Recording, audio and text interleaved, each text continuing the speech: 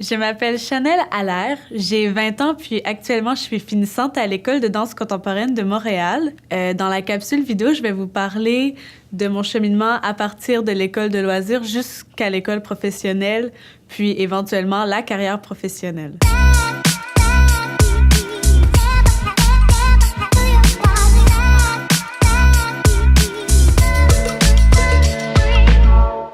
J'ai commencé à danser à l'âge de 2 ans et demi. C'était pour suivre la passion de ma sœur parce que c'était un grand modèle pour moi. Puis rapidement, j'ai vraiment découvert que c'était propre à moi, la danse. J'en voulais toujours plus, donc dès que j'ai eu la chance de quitter danse créative, danse enfantine, j'ai pas choisi entre ballet et jazz, j'ai automatiquement fait les deux. Éventuellement, j'ai commencé à faire des pointes, la troupe aussi de chorégraphie. J'étais très, très investie au sein de mon école de loisirs. J'avais aussi même commencé à travailler personnellement sur des créations. Je m'entraînais avant mes cours. Je prenais ça profondément à cœur parce que, bon, ça a toujours été ça pour moi, la danse. Fait que ouais, je peux vraiment dire que j'ai été accompagnée tout au long de mon parcours par des gens vraiment inspirants qui m'ont menée justement à développer cette passion profonde pour la danse. Sans eux, je crois même pas que c'est ce que je ferais actuellement de ma vie en temps plein. Mon école de loisirs et les danses était membre du RAID, est devenue membre du RAID durant mon parcours. Puis, je crois que c'est vraiment une chance unique pour une école de pouvoir être membre du RAID parce que pour moi, en tant qu'élève, ça a vraiment changé ma manière d'apprendre à danser.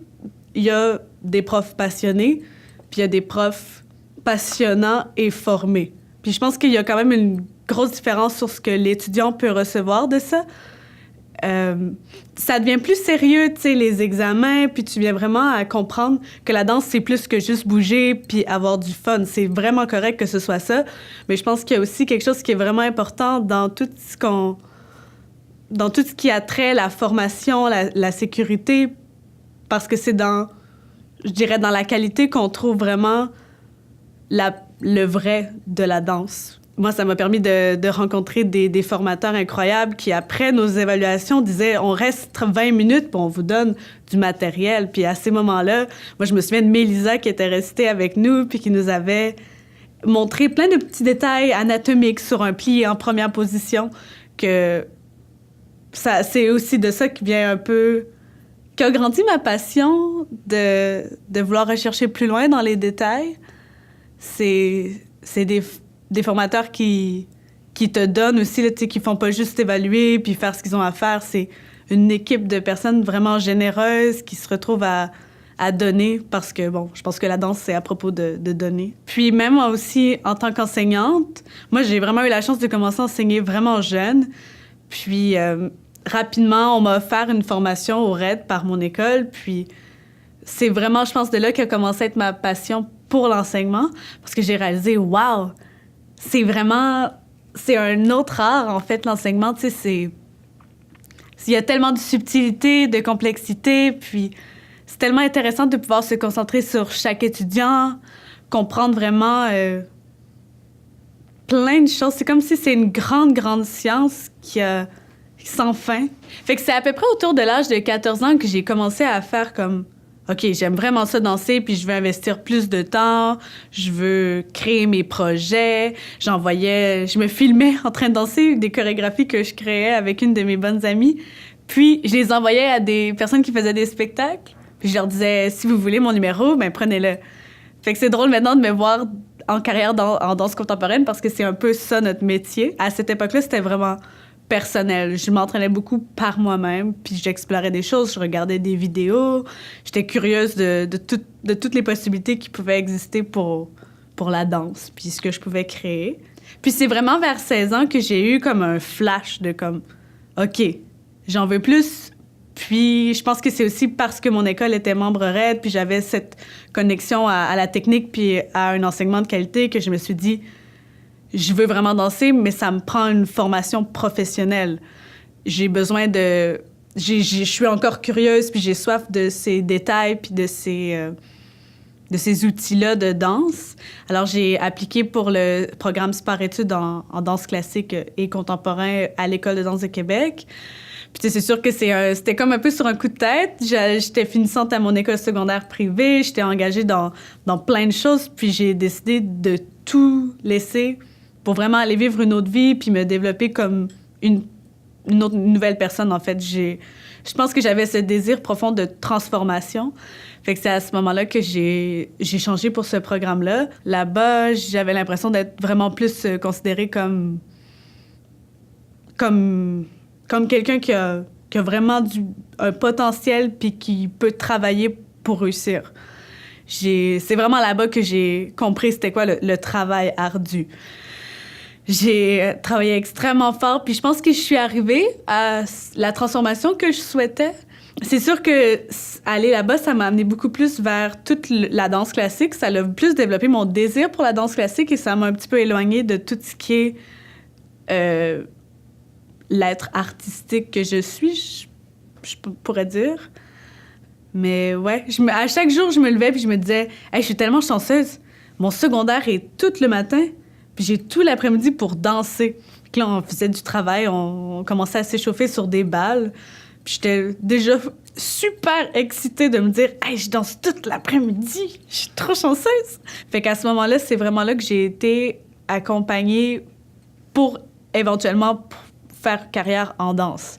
Je me souviens très bien que notre directrice de programme, qui dans ce temps-là, c'était Mélisa Roy, elle te prend quand t'es finissante, t'as des rendez-vous avec elle, puis on discute. OK, qu'est-ce que tu veux faire de ta vie? Est-ce que tu aspires à la danse ou non? Comment tu vas te retirer de la danse ou comment tu veux y plonger pleinement? Fait qu'avec elle, j'ai regardé plusieurs écoles. Elle m'a dit, fais tes recherches. Elle m'a donné même une grille, puis il fallait que j'écrive les écoles que je recherchais sur Internet. Bon, bien entendu, je regardais un peu l'École de danse de Québec pour continuer ma formation là-bas, l'École supérieure de ballet, l'École de danse contemporaine de Montréal. Je regardais aussi pour Toronto Dance Theatre, George Brown College. J'ai regardé Arts Umbrella. J'ai regardé une quantité full d'écoles pour finalement auditionner seulement aux écoles à Montréal et à Québec. Dans ça, j'ai été super accompagnée par Mélisa du début à la fin, autant sur l'acceptation, parce que c'est quelque chose aussi de se dire, OK, j'accepte que c'est vraiment ça que je veux faire. Parce que souvent, les danseurs, je pense qu'on est des personnes très disciplinées, fait qu'on va avoir soit c'est un échappatoire, soit on est vraiment discipliné puis on est super bon à l'école. Fait que là, c'est comme, mais là, genre, est-ce que... C'est comme la société où tes parents te font croire que tu vas perdre quelque chose si tu fais ça parce que t'es brillant, tu sais. Tu pourrais faire plein de choses. Tu pourrais être médecin, tu pourrais... Fait que là, c'est de faire son deuil de ces images-là que les gens te proposent et comme t'inspirent à pour faire non. Moi, je suis ce que je veux être puis ce que moi, ça m'inspire, la vie, tu sais. Puis c'est la danse parce que ça a toujours été ça. J'avais finalement auditionné pour l'École supérieure de ballet et pour l'École de danse contemporaine de Montréal. À l'École supérieure de ballet, j'ai vraiment eu une audition que je ne regretterai jamais. C'était une expérience vraiment enrichissante pour moi. Je pense que c'était vraiment une audition nickel. J'aurais pas pu faire mieux, je crois. Puis j'avais travaillé excessivement beaucoup pour me rendre à ce résultat-là d'audition. Puis ça a pris vraiment un long laps de temps avant que j'aie ma réponse, ce que je trouvais drôle parce que, on s'attendait à ce que... C'était avant 17h, puis je l'ai commu à 16h55. Puis finalement, c'était une belle lettre qui m'expliquait que je n'étais pas acceptée. OK, déception, mais pas si déception que ça, parce que ce qui était écrit dedans, c'était que j'avais un potentiel en danse, autant technique qu'artistique. La seule chose, c'est que mon corps ne correspondait pas à ce que la danse classique exige. Fait que sur le moment, il faut que tu te dis, OK, genre, mon corps est pas accepté, genre, je suis pas correct. Mais je pense que c'est une expérience qui te dit, OK, pourquoi est-ce que je vais pas encore plus loin dans l'acceptation de, genre, ce qu'est mon corps? Puis toutes les possibilités, parce que j'ai un corps avec des possibilités infinies, je crois, mais pas celles qui correspondent au ballet. Donc, une semaine après, je vais passer mon audition à l'École de danse contemporaine, puis je suis comme, je fais vraiment ça pour l'expérience. On dirait que j'étais rendue dans un mood un peu comme free, relax, vraiment. Je venais vraiment pour l'expérience plus que pour la performance ou pour me prouver quoi que ce soit à moi-même, là. Anyway, j'avais tellement entendu de choses en me disant ils prennent jamais des jeunes, t'es vraiment pas leur genre, t'es trop physique, t'as trop de technique, ils cherchent vraiment des artistes. Fait que j'avais pas vraiment d'attente. J'étais juste comme, je vais l'essayer pour mon désir personnel, puis parce que des auditions, ça t'apprend tellement, parce que c'est vraiment différent. C'est comme, t'arrives dans hors contexte, en fait. C'est un nouveau propre, c'est un nouveau lieu, c'est des nouveaux gens autour de toi, tout est nouveau, fait que c'est super bien pour se dire, OK, je m'adapte. Comment je m'adapte, mais je garde mon plein potentiel. Ben, j'essaie de montrer mon plein potentiel. Puis finalement, j'ai vraiment bien aimé les écoles de l'audition de l'École de danse contemporaine de Montréal. J'étais comme, wow, c'était le fun, mais j'avais vraiment aucune attente. Puis là, invitée à l'audition finale. J'arrive à l'audition finale, je me dis, wow, 50 danseurs incroyables. C'est vraiment impressionnant de voir que tout ça se rassemble dans ce même emplacement-là. Tu sais, puis tu dis, wow, c'est toutes des gens qui vivent leur passion autant intensément que moi. Des fois, ça fait du bien de se retrouver avec des gens qui vivent ça aussi intensément que toi. Parce que, bon, des fois, tu te fais traiter, t'es trop intense, Chanel, t'es trop investi, tu travailles un peu trop. Tu sais, nous autres, on n'a pas juste ça à faire, de la danse. Mais là, t'arrives là, puis c'est comme plein de gens qui trippent autant que toi. C'est vraiment agréable comme expérience face à l'audition. Puis éventuellement, j'ai eu ma réponse que j'étais acceptée en première année. Puis sur le coup, j'ai fait comme, quoi? Tu sais, comme j'avais aucune attente. Je me suis dit, bon, peut-être la mise à niveau. Tu sais, je suis une petite jeune, je sors de l'école de ballet, là, ouh là là là là, j'ai du travail à faire encore. Puis finalement, je pense que c'était là que j'étais due pour aller. Je me souviens très bien, après mon camp d'été de 3 semaines à l'École de danse contemporaine de Montréal, j'avais revu Mélisa, la directrice de mon ancien programme, qui m'avait tout aidé dans ce cheminement-là. Puis je me souviens très bien de lui avoir exactement dit, je suis exactement là où je devrais être au moment présent. Je pense que l'École de danse contemporaine est venue vraiment travailler exactement ce que j'avais besoin à chaque moment de ces 3 dernières années. Au final, j'ai compris et appris qu'est-ce que c'était la danse contemporaine en allant étudier là-bas. Parce qu'on a comme une image préconçue de ce que c'est. Mais au final, c'est tellement plus que ce qu'on pense. C'est comme une science aussi encore. C'est pas qu'est-ce que ma hanche est capable de faire. Ben en fait, c'est pas ma hanche fait un grand battement. C'est qu'est-ce que ma hanche peut faire. Dans quelle amplitude elle peut aller. Toutes les possibilités, en fait, qu'elle peut faire ma hanche. Est-ce qu'elle peut jouer avec la musique? Est-ce qu'elle peut jouer avec son état? Est-ce qu'elle peut... Puis ça, c'est pour tous les parties du corps. Fait que c'est vraiment plus à propos de je travaille un mouvement spécifique, je me force, puis je vais l'avoir. C'est juste comme... Trouve ta manière d'être expressif puis de développer toutes les possibilités qui sont réalisables dans ton corps parce que ton corps est unique. C'est sûr que faire carrière en danse, c'est vraiment pas quelque chose qui est évident, puis je pense que tout le monde sait le reconnaître. De là aussi pourquoi je pense que nos parents sont parfois inquiets. C'est juste par amour pour nous autres. Ils souhaitent notre bonheur, puis notre plein épanouissement, puis ils se disent « je peux pas penser que mon enfant va être dans le trouble toute sa vie », tu sais, parce qu'on peut sous-entendre ça. Mais je pense vraiment que la danse, c'est un art qui a des dérivés infinis. Après une formation en danse, c'est sûr que tu peux décider de devenir interprète en danse, chorégraphe, enseignant, puis toutes les choses connexes aussi à la danse, en lien avec même la musique, le corps, l'entraînement, même après ça, thérapeute, parce qu'au final, on devient tellement connecté à son corps qu'on arrive à comprendre plein de choses que je pense que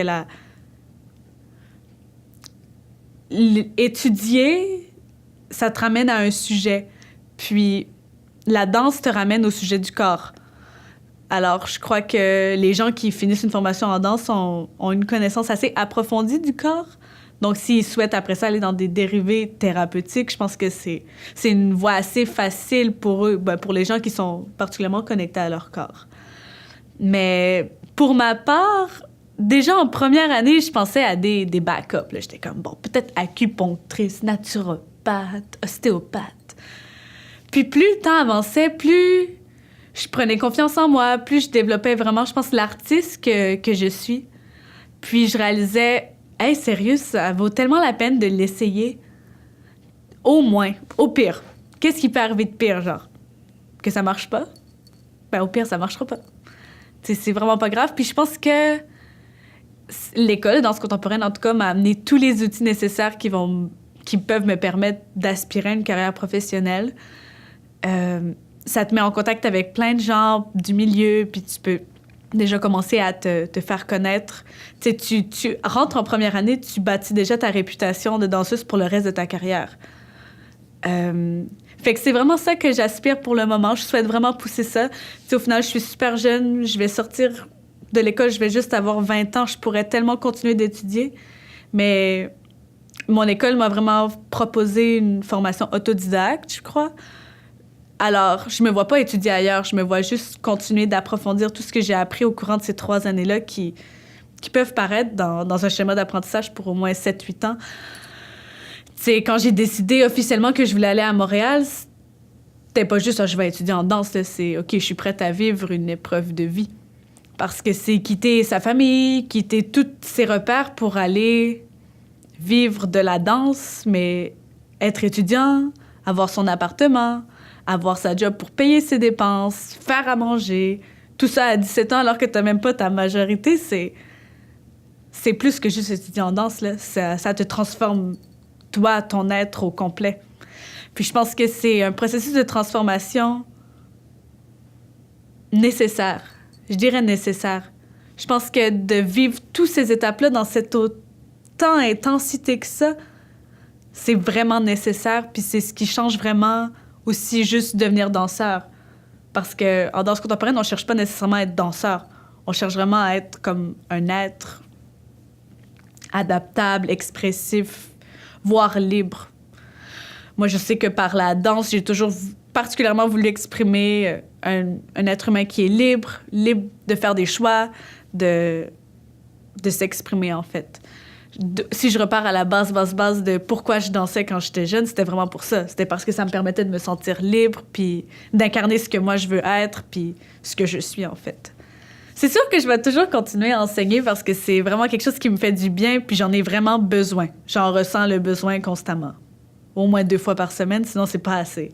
J'ai ce désir profond de transmettre, de partager, aussi de regarder. Je trouve que c'est tellement passionnant de voir chaque corps différent répondre à ce que toi, tu leur offres, puis aussi comment adapter la manière que tu leur offres ce que tu as à leur offrir face à comment eux autres, ils vivent à la maison. Parce que, mine de rien, l'éducation forge beaucoup la personne en jeune âge, quand ils sont jeunes surtout. Puis tu vois comment certains répondent à ce que tu dis.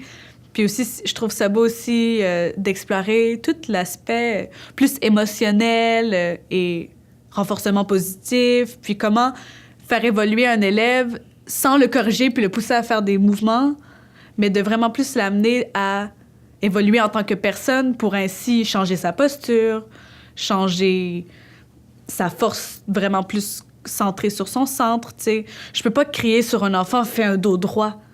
Parce que s'il est comme ça, c'est parce qu'il est excité.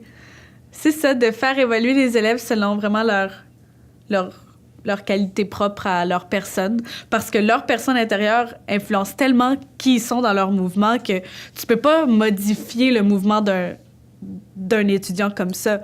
Parce que tu vas modifier, veux pas, qui il est à l'intérieur de lui. Fait que comment tu veux jouer puis lui expliquer que ce qu'il est, c'est correct. Mais à la danse, ça peut être autre chose. Fait que ça, c'est vraiment quelque chose qui est important pour moi. L'enseignement, c'est nécessaire. Puis dans tous les styles, j'aime enseigner le jazz, particulièrement inspiré de la technique Simonson, le ballet beaucoup, les pointes, tout. Je préfère enseigner la technique que chorégraphier, par contre, mais bon, je chorégraphie pour les spectacles de fin d'année. Je crois vraiment aussi beaucoup en les Québécois puis la danse au Québec. Je pense vraiment qu'ils... Tu sais, c'est sûr que moi, à l'École de danse contemporaine, je suis avec toutes sortes de cultures, puis j'en explore tout plein. Puis ça me permet de comprendre aussi que je suis vraiment fière de ma culture, puis de comment nous autres, on fonctionne ici. Genre, il y a plein d'atouts à toutes les autres cultures, mais je pense qu'il faut se faire confiance. Je pense qu'il faut vraiment croire que ce qu'on fait, c'est pas moins bon qu'ailleurs dans le monde. Puis c'est pas parce que les autres, ça fait plus longtemps qu'ils dansent, parce qu'on sait qu'au Québec, ça fait moins longtemps qu'on danse à cause, bon, la religion, blablabla.